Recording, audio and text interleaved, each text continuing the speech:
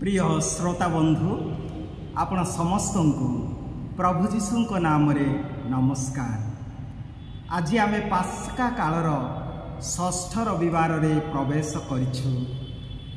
आज सुसमाचार रे आमाने शुणिया को पाइबा जीशु स्वर्ग को आरोहण करिया पूर्वर आम जानुछु आसंता रविवार जीशुंकर स्वर्गारोहण पर्व पालन करिबा। अतएव ता पूर्वर से तांकर शिष्य मानकु एक विदायकालीन संदेश दौछंती। से कहउछंती मु तुमको अनाथ करी छाड़ी जाऊ नाही, मोर उपस्थिति तुम्हें अनुभव करिब जेतेबेले मोर पिता कर आज्ञा पालन करिब। अर्थात प्रभु जीशु से मानको अनाथ करी छाड़िबे नाही।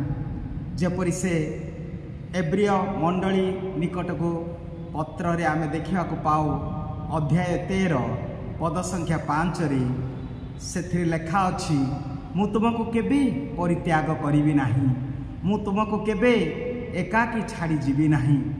आउ से प्रतिश्रुति देले तुममान को परिचालना करिया पई तुम सहित रहिबा पई मो एक सहायक आत्मा प्रेरण करिबी। से सहायक आत्मा किए ताहा होछि पवित्र आत्मा, ताहा होछि सत्यर आत्मा, ताहा हेउछि पाराक्लिट जी आम सहित रहिबे। अर्थात तेणुकरी से पुणी कहती जे तुमर हृदय को विचलित हेबाकु दियो नाही। काहेकि ना जेतेबेले जीशु शारीरिक भावे तांको मध्यरु से अनुपस्थित रहिबे तेबे किपरि शिष्य माने तांकर उपस्थिति को अनुभव करिवे।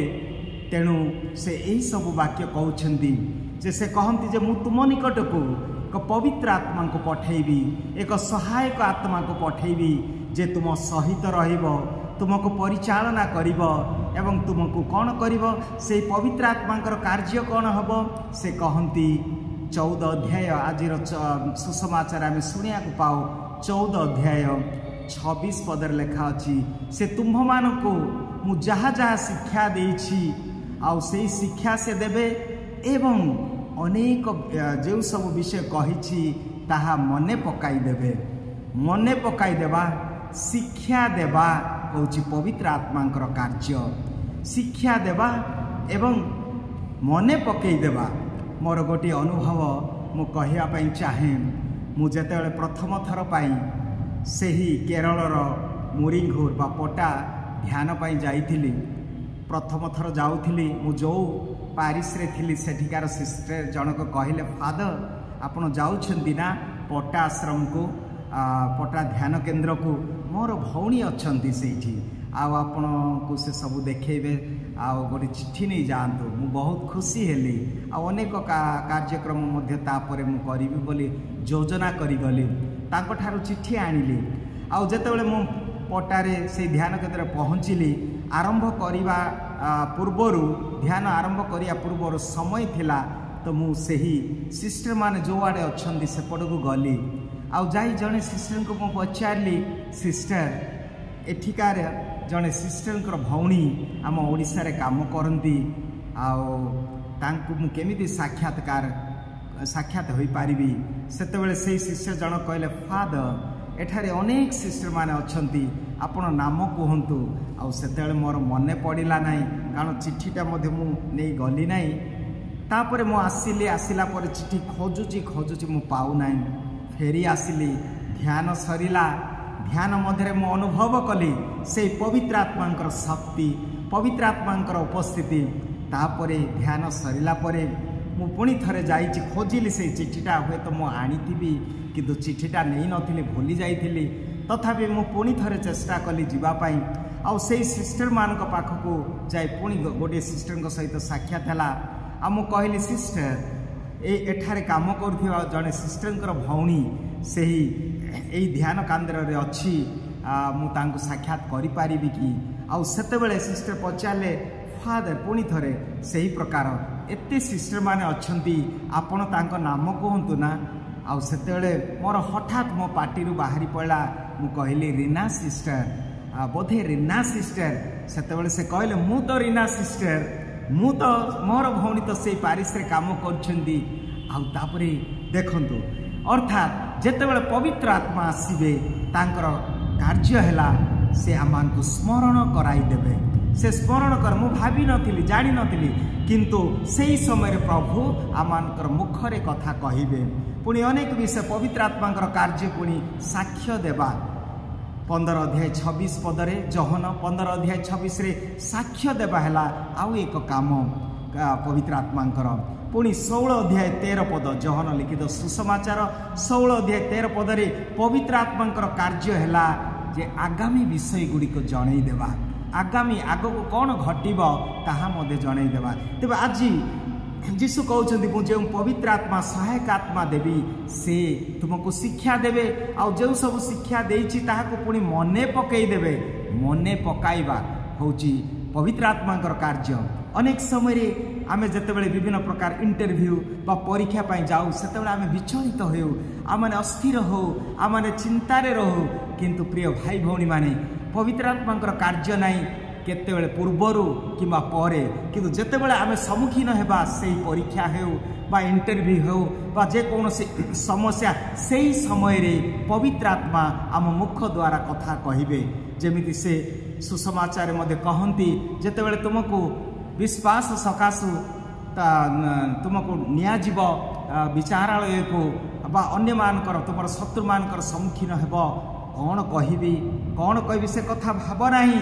ପବିତ୍ର ଆତ୍ମା ସେହି ସମୟରେ ତୁମକୁ ଜ୍ଞାନ ଦେବେ କ'ଣ କହିବ।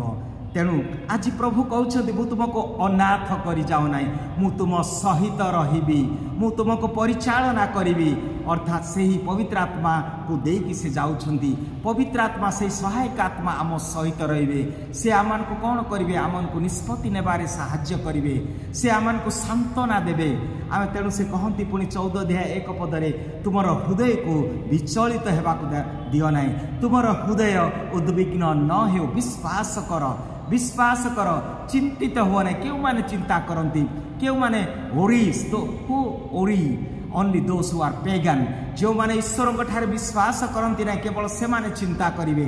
ଆମେ ଯେଉଁମାନେ ବିଶ୍ୱାସ କରିଛୁ ଈଶ୍ୱରଙ୍କୁ ଆମମାନେ ଚିନ୍ତା କରିବା ନାହିଁ, ଆମେ ଅତିଶୟ ବ୍ୟାକୁଳ ହେବା ନାହିଁ, ଆମେ ଅସ୍ଥିର ହେବା ନାହିଁ, କାରଣ ପବିତ୍ର ଆତ୍ମା ଆମର ଅନ୍ତରରେ ଢାଳି ଦିଆଯାଇଛି। ରୋମିଓ 5 ଅଧ୍ୟାୟ 5 ପଦରେ ଲେଖାଯାଏ ତୁମମାନଙ୍କର ଅନ୍ତରରେ ସେହି ପ୍ରେମ ରୂପେ ପବିତ୍ର ଆତ୍ମାଙ୍କୁ ଢଳାଯାଇଛି। ପୁଣି 1 କରିନ୍ଥୀୟ 3 ଅଧ୍ୟାୟ 16 ପଦରେ ମଧ୍ୟ ଲେଖାଯାଏ ତୁମେ କି ଜାଣ ନାହିଁ ତୁମେ ମାନେ ଈଶ୍ୱରଙ୍କ ମନ୍ଦିର, ପବିତ୍ର ଆତ୍ମା ତୁମ ଅନ୍ତରରେ ବାସ କରନ୍ତି।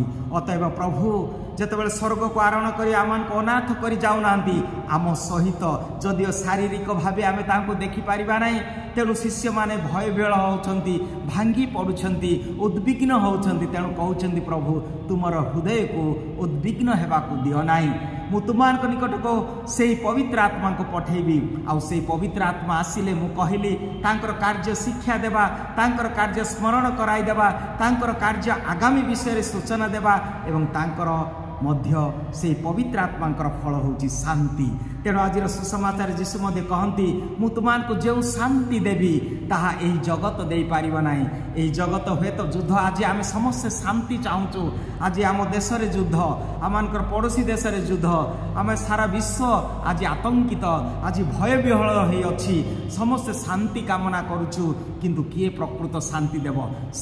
ଶାନ୍ତିର ଅର୍ଥ ନୁହେଁ ଯେ ଧ୍ୱଂସ ହେବା, ଯୁଦ୍ଧ ନ ହେବା ବା ବେମାର ନ ପଡ଼ିବା। It is not the absence of sickness, it is not the absence of violence, it's not the absence of some problem।